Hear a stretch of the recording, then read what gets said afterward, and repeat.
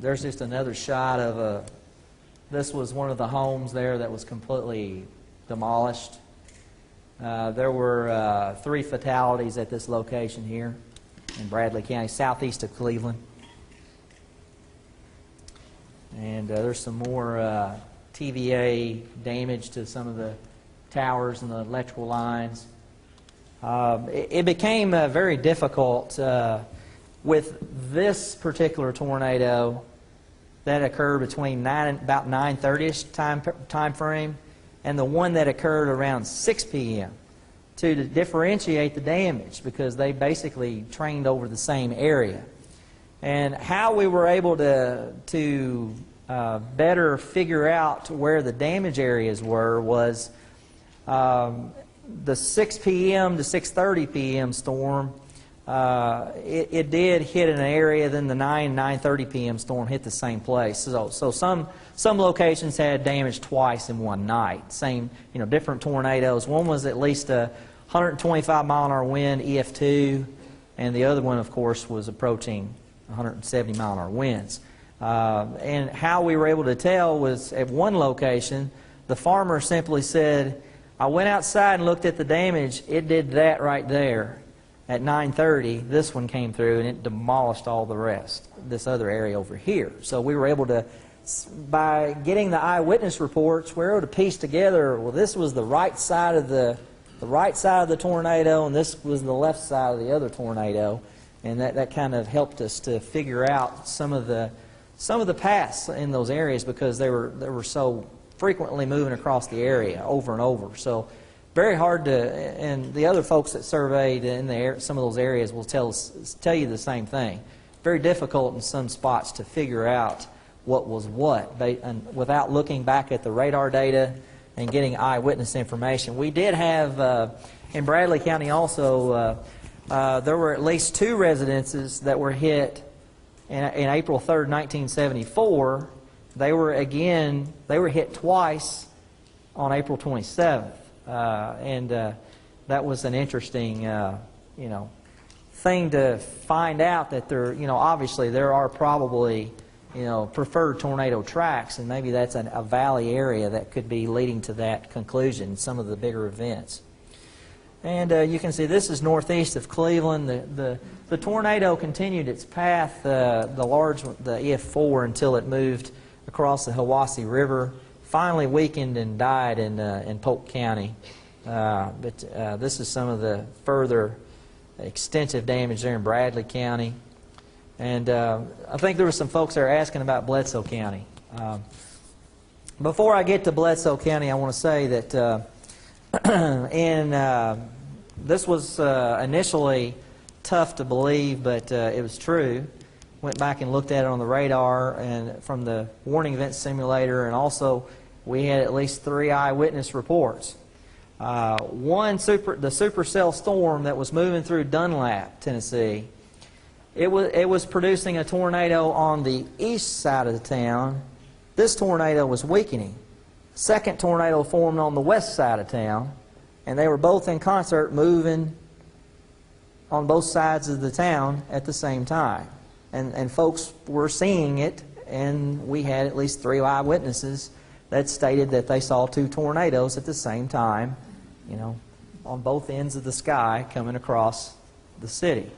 Thank goodness it didn't go, neither one of them went right down the middle of the town. And the one that was on the west side of town that developed as the east side was weakening is the tornado that moved up the mountain and further developed in the Spring City area at the top of the mountain there and touched down. There were 2 fatalities here where they were hit head-on through the tornado as it moved through, unfortunately there. This was Debbie Fox. That was one of the persons that was killed by the tornado. An extensive amount of damage in that area, and it continued on into Ray County before finally weakening. The Bradley County tornado, I want to say I have one quick story about this. In Bradley County, we wanted to go to look at the worst of the damage to quickly say, yes, this is a EF4. You know, initially wanted to look at that, then wanted to branch out and get the full track of the tornado. So when we get there, a state trooper is at the emergency management office, and his last name was Trooper Proctor. That's his name. And I said, can you take us to where the worst of the damage was? He said, sure, I take you to where the damage was. And he said, by the way, I was in the tornado. He said, you know that movie Twister? He said, that tornado was bigger than that tornado at the end of that movie. He said, I saw it. I was in it. And I said, well, tell me about it. And he said, I was just driving along, minding my own business, and all of a sudden, bam, it hit the winds hit the side door of my vehicle and lifted me up about 8 to 10 feet in the air in the car. And then I'm sitting here thinking, oh my, I'm in bad trouble. So about 10 or so yards further down, he says that he compensates as the car's letting it go. The tornado's letting go, the high winds.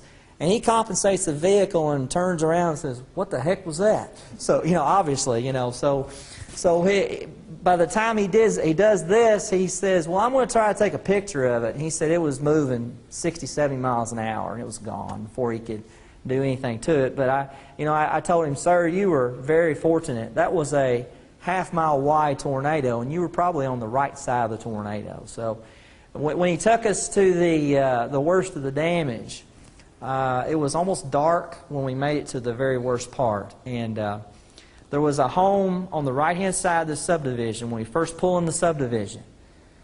Everything was gone there except for there was a car sitting in the garage area. You know, it was a sunken garage, so I'm thinking, well, that's interesting.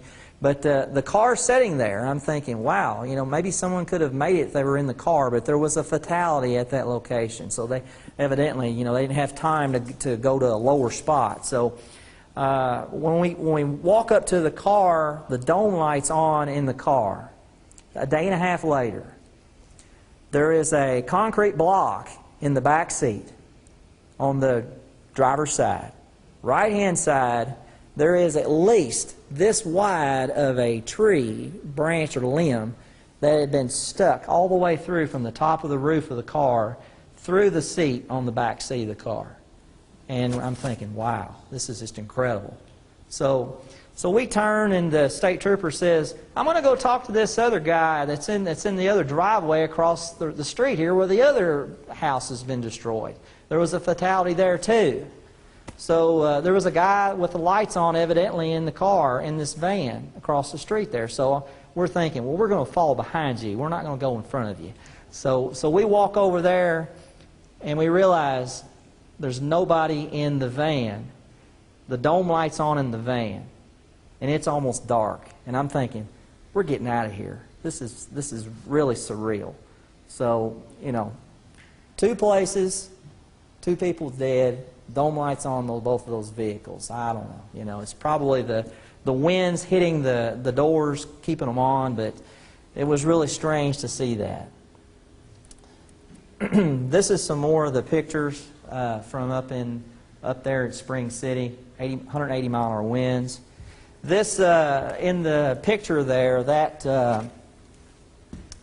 right there is the frame of a mobile home.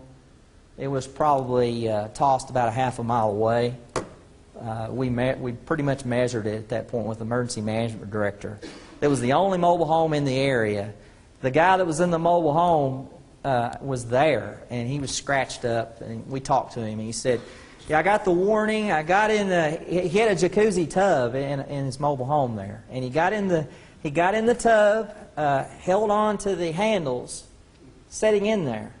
The tornado, he tells us, the tornado just demolishes the mobile home right in front of his eyes, and he's flying through the air. He flies about 20 yards in the tub, flips on top of him, and then it takes it away from him, and he's hanging on to the grass and on the ground, he says, as much as he can.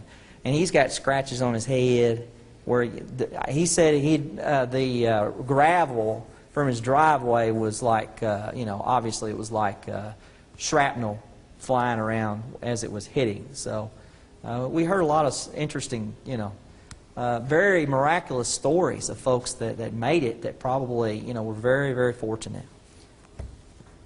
I want to show some severe weather photos too. I don't have a lot of them, but this was along Alcoa Highway. A lot of them were provided by the media. This was the Meigs County tornado there along the Hiwassee River Bridge. It was an EF1. Sheriff's deputy took that photo. Possible tornado near the NASCAR Speedway up there in toward Bristol. This was near Seymour. We did one interesting thing about Sevier County. No known tornadoes documented in our tornado database. There's 2 now with this event. And I'm going to pass things off to George. Thank you. Thank you very much.